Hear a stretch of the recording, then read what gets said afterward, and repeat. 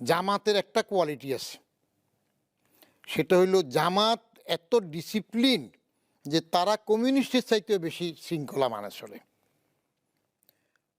এক, আমি বায়তুল মুকাররমে বহু আগে জামাতের এক সমাবেশে আমার জানাশোনা একজনকে পাইলাম। ও রোকন ফোকন না, ওদের কি আছে না তখন ছাত্র শিবির, আগে ছাত্র সংঘ, সেখানে ওরে দেখলাম বায়তুল মুকাররম পূর্ব পাশে লাঠি হাতে গেটে দাঁড়ানো। আমি বললাম যে কিরে বাবা, তুমি 5 ওয়াক্ত নামাজ পড়ো, এখন বায়তুল মুকাররমে জামাত হয়েছে, তুমি যাবে না নামাজ ফিলা? বলে যে আমার ডিউটি এখানে, আমাকে আরেকজন এসে রিলিফ দেবে, তারপরে যাই আমি নামাজ পড়ি। তো জামাত? বলে যে জামাত সবসময় ফরজ না। আমি এটা কি বললাম? বলে যে মক্কা শরীফে যখন জামাত হয় তখন যারা নিরাপত্তার দায়িত্বে থাকে, এদের পুলিশ টুলিশ, এরা কি নামাজ পড়ে নাকি? জামাত কি সবসময় ফরজ? ওই নিরাপত্তা রাখি অন্যকে নামাজ পড়তে দেওয়া, সেটাও একটা ফরজ।